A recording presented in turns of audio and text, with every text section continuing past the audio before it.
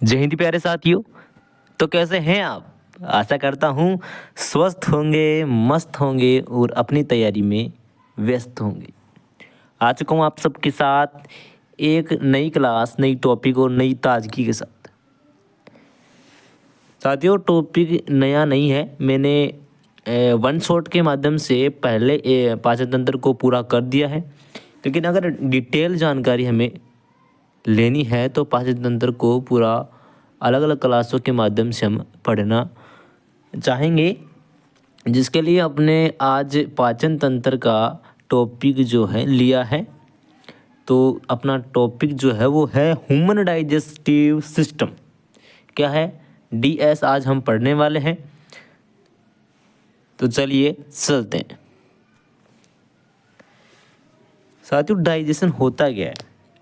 सबसे पहले पाचन तंत्र के बात करते हैं तो उसमें पाचन तंत्र जो है वो दो शब्दों से मिलकर का बना है, पाचन प्लस तंत्र। किससे मिलके बना है? पाचन प्लस तंत्र। ये देखिए, तो जो ये पाचन शब्द है ना, इसका अर्थ क्या है? इसका अर्थ है जटिल भोजन को सरल अवशोषित रूप में बदलने की प्रक्रिया को पाचन कहा जाता है। मतलब कि जटिल कार्बनिक पदार्थों को सरल कार्बनिक पदार्थों में, जटिल अकार्बनिक पदार्थों को सरल कार्बनिक पदार्थों में, मतलब जो बड़े बड़े टुकड़ों हैं उनको छोटे छोटे टुकड़ों में तोड़ना, लार के साथ मिलाना और उसके बाद में उसको आगे भेजना, और उसका पूरा जो प्रोसेस है ना वो पाचन है।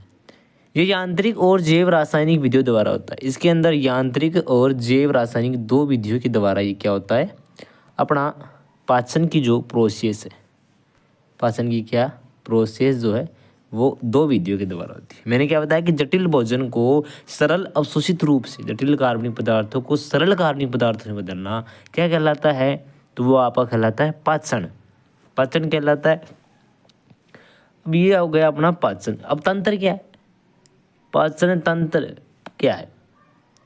पाचन के अंदर जो अंग पूरे शामिल होकर के कार्य करते हैं, उस पूरे सिस्टम को, उस पूरे अंग प्रणाली को क्या कहते हैं? पाचन तंत्र कहते हैं। तो डिक्लेयर हुआ है यहाँ पर अपने को कि पाचन तंत्र क्या है? पाचन तो है जटिल भोजन को सरल भोजन में बदलना, मतलब बड़े टुकड़ों को छोटे टुकड़ों में तोड़ना, वो अपना पाचन हो गया। और तंत्र क्या है? कि पाचन के अंदर जो अंग शामिल हो रहे हैं, जो कार्य कर रहे हैं, वो मिलाकर के एक तंत्र बनाते हैं, वो तंत्र है। तो पाचन तंत्र हो गया। ठीक है। तो ये जो क्रिया है वो कौन सी है? पाचन के अंदर यांत्रिक और रासायनिक क्रिया हो रही, तो उसकी बात करेंगे कि मैक्रोन्यूट्रिएंट्स जो, या फिर भोजन के आसन सिद्धांत या कार्बनिक पदार्थ की बात करते हैं। ये कौन से हैं? आसन सिद्धांत के अंदर कार्बनिक पदार्थ कौन से आते हैं? मैक्रोन्यूट्रिएंट्स कौन से आते हैं? तो ये होते हैं, ये कार्बोहाइड्रेट, लिपिड यानी वसा और प्रोटीन है, क्योंकि ये गर्मी की उत्पादन के लिए ऊर्जा प्रदान करते हैं।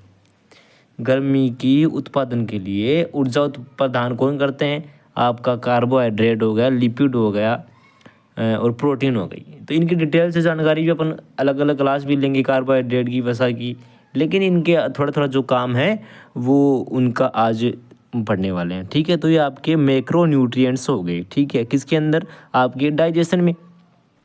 उसके बाद भी सूक्ष्म पोषक तत्व कौन से होते हैं? जिनकी मात्रा सूक्ष्म मात्रा में होती है, जिनको भोजन के सुरक्षात्मक या सिद्धांत या अकार्बनिक पदार्थ भी कहते हैं। ये पानी में घुलनशील घटक और विटामिन हैं। इनकी कमी से रोग हो सकते हैं। देखो, विटामिन होते हैं सूक्ष्म मात्रा में, लेकिन इनका कार्य बहुत बड़ा होता है साथियों। अगर इनकी कमी हो जाती है तो रोग भी खतरनाक हो जाते हैं, और वृद्धि हो जाती है तो भी खतरनाक हो जाते हैं। सामान्य मात्रा होनी चाहिए। ठीक है। मात्रा सूक्ष्म होती है, लेकिन सूक्ष्म रूप में होते हैं, लेकिन कार्य बड़ा खतरनाक होता है इनका, और कमी से रोग भी होता है। विटामिन ए की कमी से, बी की कमी से, उन विटामिन्स की कमी वाले रोगों की पूरे विटामिन टॉपिक को हम अलग तरीके से पढ़ेंगे, लेकिन यहाँ पर जो है और नॉर्मल जो भी बातें आती हैं उनको आज हम जानकारी लेने वाले हैं। ठीक है, चलते हैं। आ जाता है आपके पाचन अंग। सबसे पहले आपके पाचन के अंदर कौन कौन से अंग काम में लेंगे हम, कौन कौन से अंग काम में आते हैं। डाइजेस्टिव ऑर्गन्स की हम बात करने वाले हैं साथियों। हिंदी और इंग्लिश दोनों माध्यम की क्लास होने वाली है। ठीक है, किसकी बात कर रहे हैं, डाइजेस्टिव ऑर्गन्स की। आपकी जो डाइजेशन की प्रक्रिया स्टार्ट कहाँ से होती है, माउथ से होती है। तो इसके अंदर कौन कौन से ऑर्गन्स हम शामिल करेंगे, आपका माउथ आ जाता है, फिर आपका ऊसोफेगस आ जाता है, लीवर आ जाता है, स्टोमक आ जाता है, पैंक्रियाज आ जाती है, लार्ज इंटेस्टाइन, स्मॉल इंटेस्टाइन, और यहाँ पर आपका एनस देखने को अपने को मिल जाता है। ठीक है, मोटे मोटे रूप से इनको हम देख लेंगे। और कहाँ से स्टार्ट होती है पाचन की प्रक्रिया, तो वो माउथ से पाचन की प्रक्रिया स्टार्ट होती है। उसके बाद oesophagus, liver, stomach, pancreas, large intestine, small intestine वगैरह वगैरह हम पूरी जानकारी आज डिटेल से लेने वाले हैं।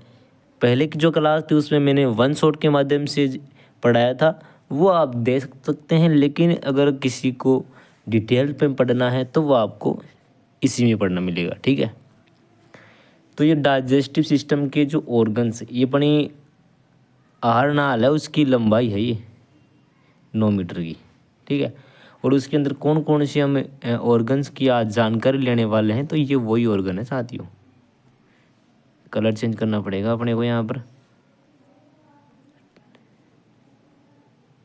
ये देखो, है ना। डाइजेस्टिव सिस्टम के अंदर कौन कौन से ऑर्गन काम मिलेंगे अपन, वो सब अपने को ऊसोफेगस, ये अपनी जो ये ऊसोफेगस हो गई, और यहाँ पर क्या हो रहा है, ये अपनी बक्कल कैविटी आ जाती है, पेनक्रियाज आ जाता है, स्टोमक आ जाता है। पूरी जानकारी लेने वाले हैं, बने रहेगा लास्ट तक। देखो, ये आपका पाचन तंत्र है। क्या है, पाचन तंत्र।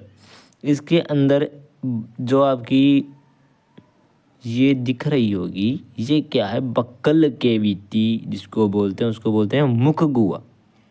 मुख से पाचन स्टार्ट होता है। मुख के बाद में यहाँ पर एक गुहा पाई जाती है, खोखली गुहा पाई जाती है, जिसको बोलते हैं मुख गुहा। मुख गुहा के अंदर अधोजम और अधोजीव्या होती है, ग्रंथियाँ होती है, और उसके ऊपर जो मुख गुहा के ऊपर ये आपको एक ग्रंथि दिख रही होगी, इसको बोलते हैं कर्णपूर्व ग्रंथि। उसके बाद अपना पाचन के दूसरा ऑर्गन आता है ग्रसनी। ठीक है, ये आपको ग्रसनी दिख रही होगी। उसके बाद में गर्सिका आ जाती है। फिर आता है अपना आमाशय, यकृत, ग्रहणी जो कि स्मॉल इंटेस्टाइन का पार्ट है, अग्नाशय, अनुप्रस्थ, वृद्धांत्र, अग्र शुद्धांत्र, आरोही शुद्धांत्र, शुद्धांत्र, अवरोही, अंधनाल। ये पूरा टॉपिक का जो तंत्र है वो यहाँ पर दिखाया गया है। आपको पूरा सिस्टम समझ में आ जाएगा जब अपन एक एक को बात करेंगे। ये डाइजेस्टिव सिस्टम की जो प्रक्रिया है, क्रिया विधि है, वो बाद में पढ़ेंगे, और तंत्र के जो ऑर्गन्स हैं उनको पहले पढ़ेंगे। एक एक को पढ़ेंगे तो फिर समझ में आएगा। ठीक है, तो पाचन नली 30 फीट या 9 मीटर लंबी होती है। कितनी बड़ी होती है, 30 फीट या 9 मीटर लंबी होती है आपकी एलिमेंट्री कैनाल। किसकी बात हो रही है, एलिमेंट्री कैनाल की बात हो रही है, जिसके अंदर कौन कौन से ऑर्गन आते हैं, वो ऑर्गन पूरे मिलाकर के 30 फीट और 9 मीटर लंबी। अब आप सोचो यार, अपना शरीर सामान्यतः 6-6.5 फुट के हम जो है इंसान देख लेते, लेकिन ये 30 फीट की पाचन नली, एलिमेंट्री कैनाल कहाँ बड़ी हुई है कहाँ पर ही है, कैसे समा रही है। तो देखो 30 फीट की है, 9 मीटर लंबी है। कैसा इसका संयोजन अपने शरीर के अंदर होता है, तो ये एक तरीका है इसका, मुड़ करके इसे छोटी आंत वगैरह सब मिल करके पूरा शरीर के अंदर समा जाती है। कितनी बड़ी है, 30 फीट की है। क्वेश्चन पूछा जाएगा आपको, एलिमेंट्री कैनाल की लंबाई कितनी होती है, तो होती है 30 फीट। और प्रथम ऑर्गन आ जाता है डाइजेशन का मुख, यानी मुंह, माउथ। उसके बाद अपना बक्कल कैविटी या मौखिक गुहा भी जिसको बोलते हैं, ओरल कैविटी जिसको बोलते हैं। उसके बाद अपनी फेरिक्स आ जाती है यानी ग्रसनी आ जाती है। उसके बाद ऊसोफेगस यानी ग्रास नली। फिर आता है अपना स्टोमक। क्या आता है? स्टोमक। स्टोमक के 3 भाग फंडस हो गया, कार्डियस हो गया, कार्डियक हो गया और पाइलोरिक हो गया। ठीक है, तो आपको प्रश्न पूछा जाएगा कि पाचन का प्रथम अंग कौन सा है, मतलब पाचन स्टार्ट कहाँ से होता है, तो वो मुख से होता है। ठीक है, 2 प्रश्न तो यहीं पर है इस स्लाइड में कि कितनी लंबाई होती है, 30 फीट होती है। अगर मीटर में पूछ ले तो 9 मीटर लंबी होती है। कौन? Alimentary canal. उसके बाद क्या आती है? स्मॉल इंटेस्टाइन आती है, आपकी छोटी आंत आ जाती है। कौन आ जाती है? छोटी आंत आ जाती है। छोटी आंत के भी 3 भाग होते हैं, ग्रहणी हो गया, अग्र सुधांतर हो गया, सुधांतर हो गया, यानी ड्यूडेनियम, जेजुनम और इलियम। किसके भाग हैं? छोटी आंत के हैं। किसके हैं? छोटी आंत के हैं।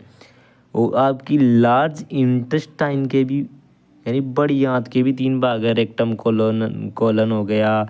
ये सब हम जानकारी लेने वाले हैं, एक एक ऑर्गन की जानकारी लेंगे। लास्ट में अपना जो ऑर्गन आ जाता है वो एनस या फिर वो गुद्दा आ जाता है। तो आज के लिए इतना काफ़ी है, मिलते हैं अगली क्लास में। हम माउथ से स्टार्ट करेंगे। जय हिंद साथियों।